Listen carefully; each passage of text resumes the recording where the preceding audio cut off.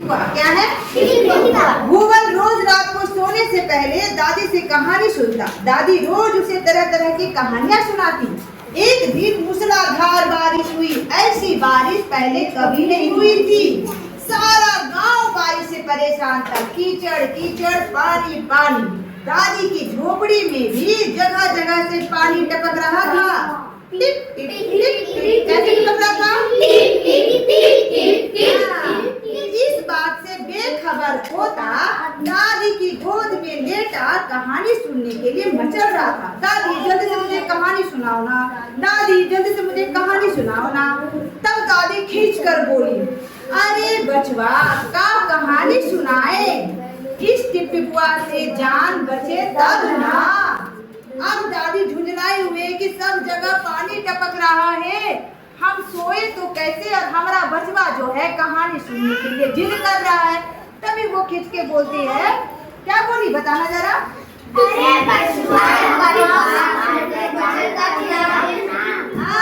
अरे बचवा का कहानी सुनाए, इस टिपटिपुआ से जान बचे तब ना।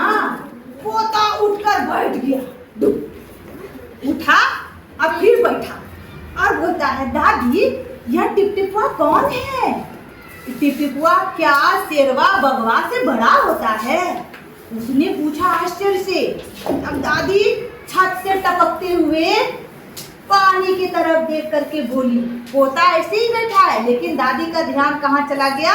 छत से जो पानी टप टप टपक रहा था उस पे चला गया। वो बोली, हाँ बचवा, ना शेरवा का डर, ना बगवा का डर,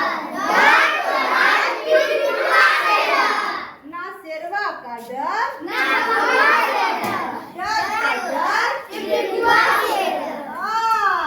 असंयोग से मुसीबत का मारा एक बाघ बेचारा बारिश से बचने के लिए उस घर की झोपड़ी, जो पीछे झोपड़ी था ना, वहाँ बैठा था। इससे पानी टपक रहा था उसके शरीर में, तो वो भी दुबक के बैठा था और दादी का सब बात ध्यान से सुन रहा था। अभी देखो, न तो दादी पोता तो गया था काम से, अगर वहाँ शेर उसकी बात को नहीं सुन रहा होता तो। अब देखो, बेचारा बाघ बारिश से घबराया हुआ था।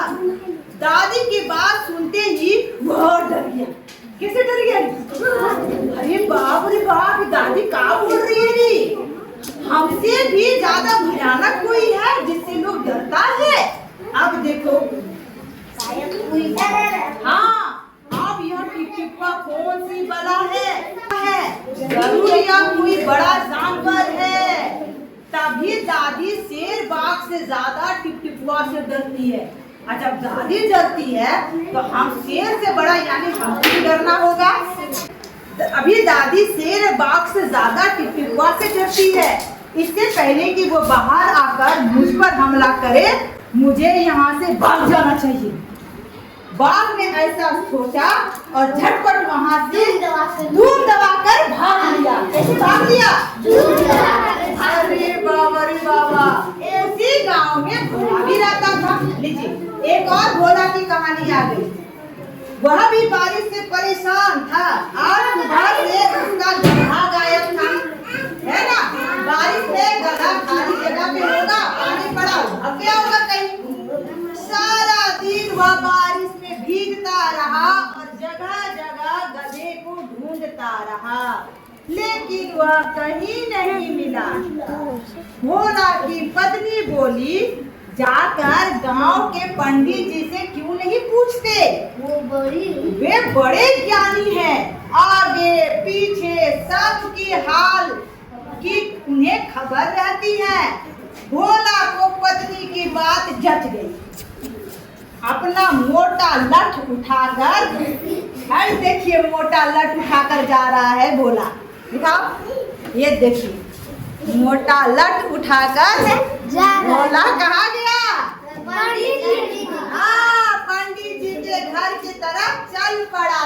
भोला अपना मोटा लठ उठाकर पंडित जी के घर की तरफ चल पड़ा। उसने देखा कि पंडित जी घर में जमा पानी को क्या कर रहे थे? बारिश का पानी को उलीच कर फेंक रहे थे। अब कोई उलीच कर फेंकेगा तो उसका माइंड जो है वो खुशनुमा रहेगा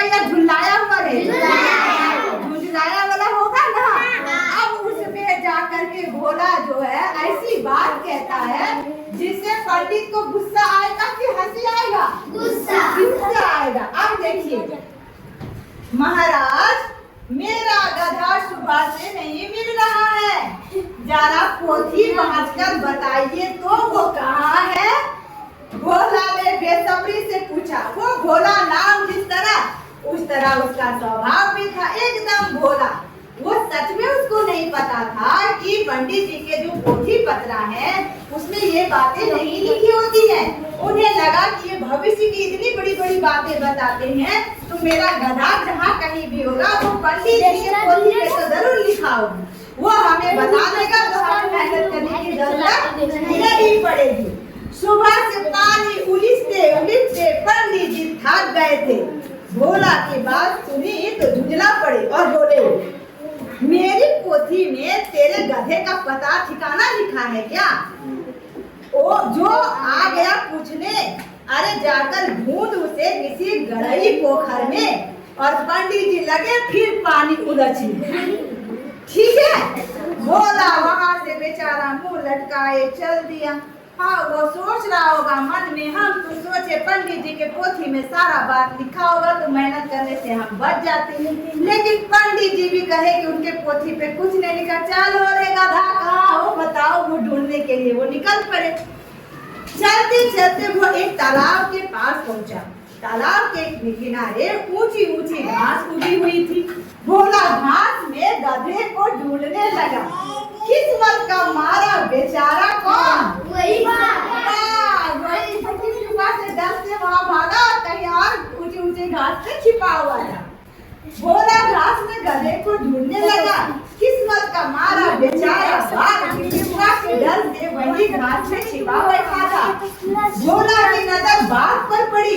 अंधेरा और बारिश के कारण साफ साफ दिखाई नहीं दे रहा था। भोला को लगा कि बाघ ही उसका गधा है। भोला को क्या लगा? बाघ ही उसका गधा है। उसने और देखा ना और लगा बाघ का बोलना लट बरसाने धड़ा। कहाँ गया था? इतना ढूंढ ढूंढ के हम परेशान हो गए, हमको इतना तंग कर दिया। क्या किया वो? ढमाढम देना शुरू कर दिया। बेचारा बाघ अचानक हमले से एकदम घबरा गया। लगता है यही टिकटिकुआ है। हम इतना जान बचा के छिपे, लेकिन हमको ढूंढ लिया। आखिर इसने मुझे ढूंढ ही लिया। अब अपनी जान बचानी है तो यह जो कहे चुपचाप करते जाओ। बाघ ने मन ही मन सोचा, आज तूने बहुत परेशान किया है, मार मार कर मैं तेरा कसूर निकाल दूंगा। ये कौन बोल रहा है? भोला बोल रहा है। बाघ को ऐसा कहकर भोला ने बाघ का कान पकड़ा और उसे खींचते हुए घर की तरफ चल दिया। बाघ बिना चूप चपट किए भीगी बिल्ली बना भोला के पीछे पीछे चल पड़ा। घर पहुंचकर भोला ने बाघ को खूंटे से बांध दिया और आराम से सो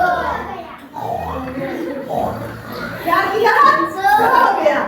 सुबह जब गांव वालों ने भोला के घर के बाहर खूंटे से एक बाघ को बांधा देखा तो उनकी आंखें,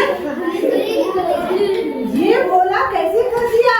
सब आश्चर्य से आपस में बात करने लगे और इस तरह से ये प्यारी कहानी का क्या हो गया? अंत हो गया। तो ये जो लिखे है मृदुला सिन्हा के लिए बहुत बेहतरीन कहानी कैसी लगी आप लोगों को?